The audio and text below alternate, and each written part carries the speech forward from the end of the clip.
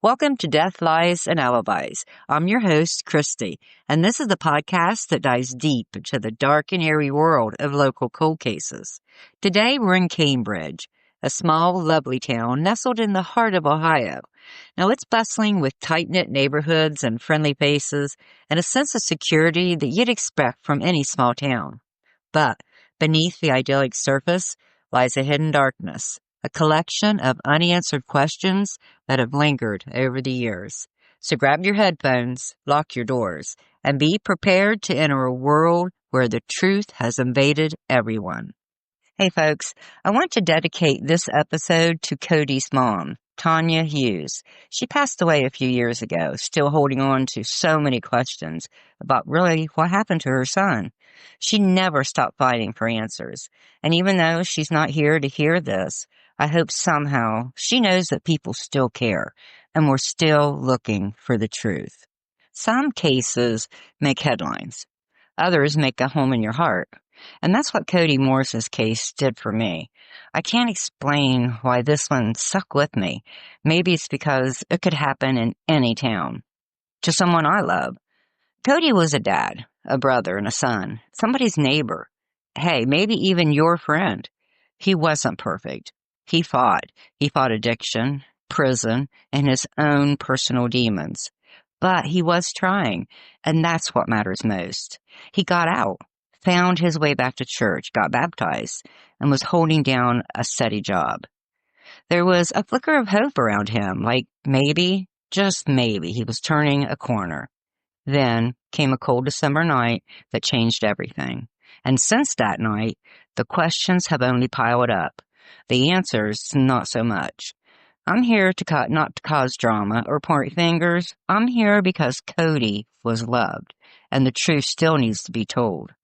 So what really happened to Cody Morris on that freezing night on Route 209? Well, I don't have all the answers. I'm here to tell you the story that I found so far. All right, let's go back. Let's go back to the morning before everything fell apart. Let's start with what we do know. Now, it seems like every story has a last normal day, the kind that you don't seem important until you realize it's gone. And for Cody, that day was December 7th, 2021. It was one of those frosty Ohio mornings where your breath hangs in the air, windshields needing scraped, coffee's brewing, and the world is still quiet. Cody got up like usual, no fuss, off to work at the Colgate Palmolive in Cambridge. Jamie Davis, his girlfriend, she dropped him off around 7 a.m. Same drive, same goodbye kiss, nothing strange. But looking back, that moment was the last part of the day that made any sense. Later, it wasn't Jamie who picked him up from work, it was his cousin. And there's so many reports that vary. Some say Cody looked fine, acted fine. Others said something seemed off. Jamie says she only saw him once more. He gave her a little gift and a kiss, and then he was gone again. And later that night, Cody was found face down in the road, bleeding from the head, fighting for his life. No one saw it happen, and no one's come forward. So what happened between that quiet kiss and the chaos that followed? Why was he walking on that road so late? Who was he really with? What was said? And was someone already thinking of hurting him? I don't have any answers, but if there's even a chance that something more happened, we do owe it to Cody and to the people who loved him to keep digging. It was cold that night, the kind of cold that settles deep in your bones. Still, heavy, quiet. Snow clung to the shoulder of Route 209. There's no streetlights, just blacktop and cold breath. I mean, picture that. A dark, rural road, and then picture someone you love alone out there. Well, that was Cody. Now, around 9:10 p.m., a witness said, he was walking along near the shoulder. I offered him a ride. He said no. He said he was waiting for his girlfriend to come get him. Was that the truth, though? Well, around 9:30, a FedEx driver, Sarah Robertson, she saw him too. He came out of nowhere. I almost hit him, she told her husband. She didn't realize it was Cody until the next day, and her stomach dropped. But she did the right thing. She called law enforcement immediately, report what she saw, what time, what direction. Others also reported a man stumbling down 209. Then, just before 10 p.m., another driver called 911. And at 10:01, an officer arrived near the Old Poppy's Grill and Chill. And there was Cody, face down, bleeding, barely breathing, fighting for his life. Byesville Fire rushed in, called for med flight, but the weather, it grounded. It was so icy and so dangerous. The conditions were, they called that off. So he was taken to Southeastern Med, and from Med, he then went to Grant Hospital in Columbus. By then, a lot of the time had passed since the first person that saw him. That is crucial time. And in that time, in cases like this, it's everything. But it was too late. Cody, he never woke up. On December 21st, he was taken off life support. Now take a breath with me, because what came next is what I keep asking the hard questions for. The autopsy showed a severe head injury. There was drugs in his system, and that's where the focus seemed to shift and stay, according to my opinion, because blaming drugs is easier than asking the harder questions.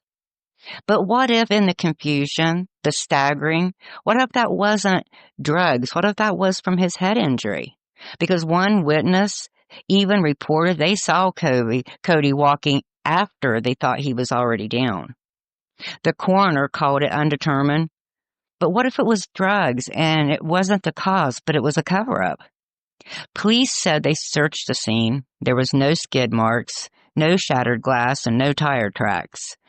But they didn't rule it out, the hit and run. They didn't rule that out.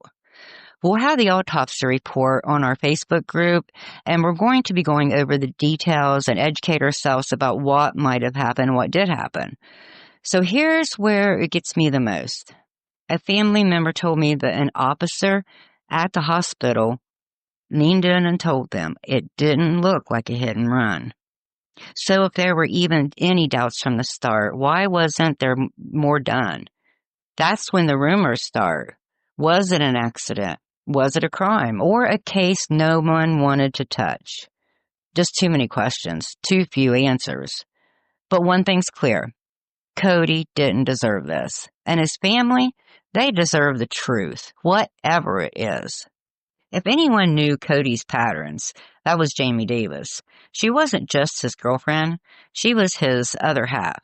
Now, their relationship, like many touched by addiction, was complicated. There were fights, break-in trust, relapses, but there was also love and effort, a real bond with each other. Jamie remembers that morning, December 7th, pretty clear. She dropped him off at work, no arguments like we spoke, no drama, just a normal goodbye. Later, she thought he'd be with his aunt, but she learned he was actually with his cousin. Not, you'd think a huge lie, right? But it was big enough to trigger old fears. She says she only saw him once more that day. He gave her a small gift, said he loved her, kissed her, and then he left again. And later that night, Cody called her, asked to be picked up at the laundromat, but as she got closer, he admitted he wasn't there, and she heard a woman's voice in the background. Felt like another lie. She snapped. She hung up, blocked him for the night. And if you've ever ended a call angry, thinking there'd be another chance, right? You know that kind of regret. Now, around 9:30, Jamie was heading to Walmart after work when she saw someone crossing Route 209. She believes it was Cody, but he didn't wave to her, didn't look at her. Was he mad? High? Lost in his own storm? Well, later that night, she passed flashing lights near the same stretch of road, and her heart stopped. Something told her it was Cody. I asked Jamie directly about the rumors, every one of them, and she told me her truth. You might know her. You might already have opinions. All I ask is listen, then decide for yourself. She still holds on to memories that mattered most, like their day at the Barnesville Pumpkin Festival, full of rides and laughter. She calls it their fairy tale day, a rare break from the storm, a day when Cody was clean and happy. The version she always believed was still in there somewhere, and that's the part she keeps close. We'll have her full interview on our Facebook group. Come and join up and listen to her own words. To understand Cody's life, don't just look at his record. Talk to the ones who stayed when things got hard. His sisters, his cousins, his crew. Now, his sister Heidi puts it simply.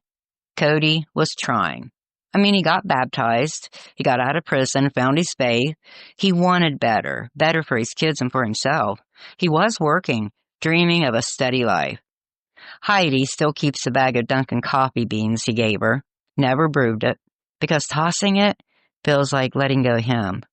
And that's what grief looks like sometimes, a coffee bag, a saved voicemail, one photo you won't delete. We hold on to what's left because we can't hold on to them. Leslie, another sister, remembers his smile, how Cody would light up a room before he even said a word. He was kind, outdoorsy, the kind of guy who would help move a couch without being asked. But he wasn't perfect, but when he was clean, he did show up. Then there's Joseph Patterson, Cody's cousin, but more like a brother. Same age, matching tattoos, same dreams. Joseph had just lost his father 1 week before Cody died. That was a double loss, and he's still reeling. People don't know Cody like we did, he said. They only see how it ended, not everything that came before. They don't know how many times he tried, how many people he helped, even when he couldn't help himself.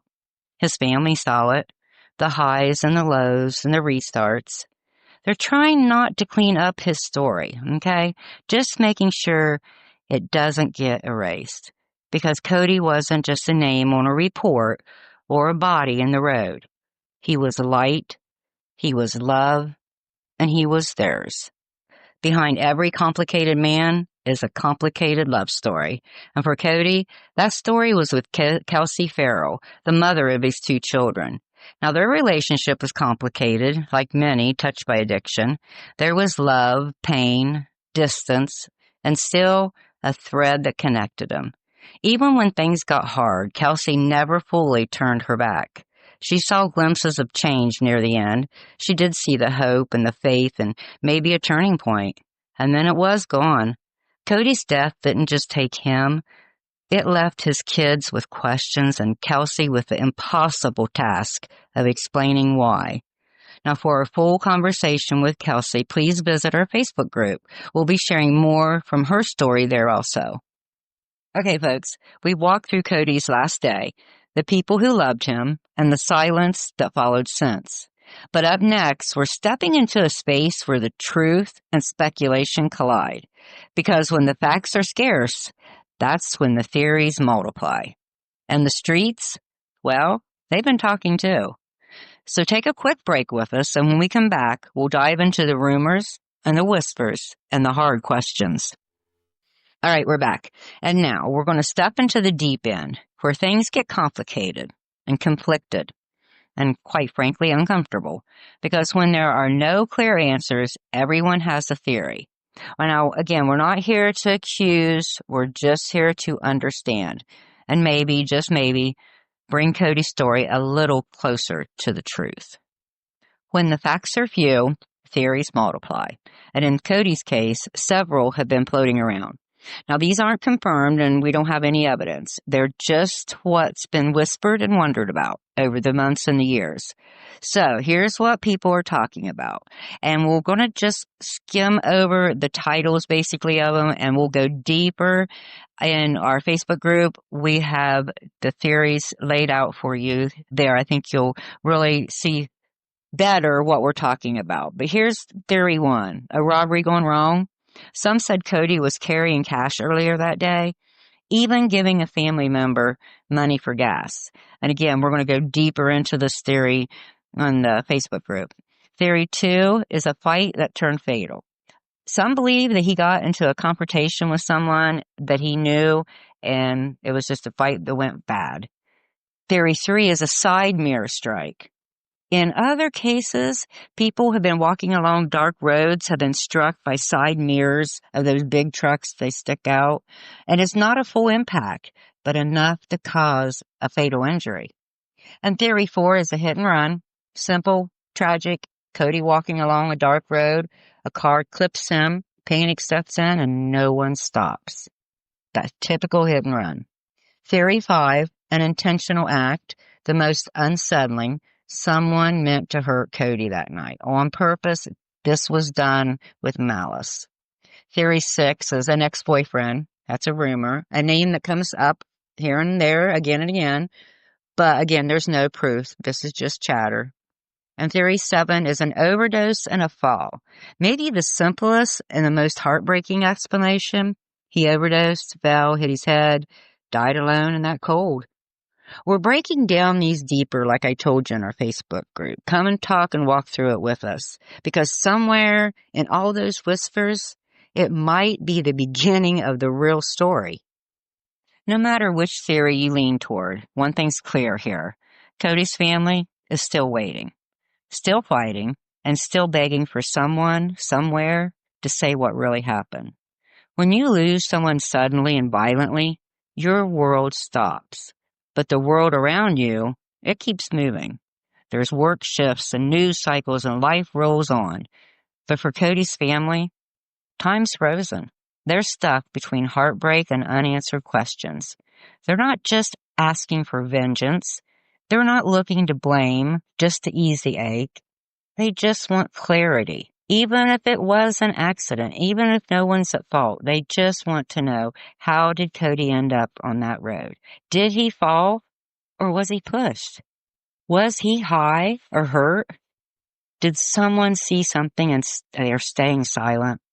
Right now, they're left with the maybes, with the theories, and with the pain. His sister still replays that last voicemail.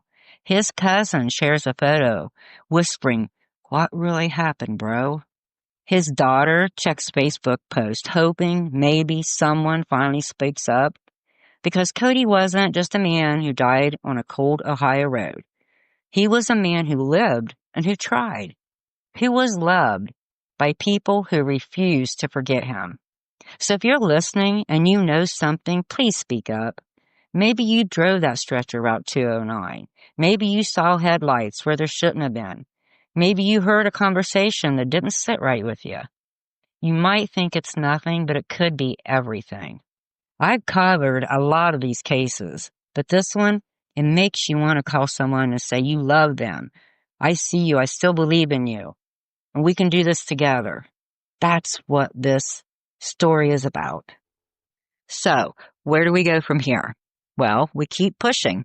We keep asking the hard questions, even when it's uncomfortable, even when the silence feels louder than the answers, because Cody's story doesn't end on that road, not if we refuse to let it. If you were on that road and you saw something, it's time to speak up. Call the Cambridge Post of the Ohio State Patrol or the Guernsey County Sheriff's Office. Now, before we close, if you know someone struggling with addiction, don't give up on them. It's messy, sure. It's hard, absolutely. But there is hope. If you or someone you know needs help, call the National Helpline. That's 1-800-622-HELP. That's 1-800-622-4357. And a friendly reminder here, Death, Lies, and Alibis is for educational and entertainment purposes only. I'm not a professional. I'm not a professional investigator or lawyer. I gather very public information and I share it with you so you can do your own research and form your own opinions. And all individuals mentioned are presumed innocent unless proven guilty in a court of law. Thank you for being here and thank you for listening. And that's it for this episode of Death, Lies, and Alibis. We hope that by shining a light on these local crimes, we have sparked something within you, our listeners. Because the truth is, solving these cases will take more than just our words. It's going to require the dedication and collective efforts of the entire community. Now, don't forget to hit the follow button on the podcast so you'll never miss an episode. To learn more about how to get your case featured on the show, or to get instant access to case files and reports, plus documents and many free resources, go to our Facebook group, Death, Lies, and Alibis, and join today. Or email us at deathliesalibis@gmail.com. As always, be safe, stay alert, and never stop seeking justice.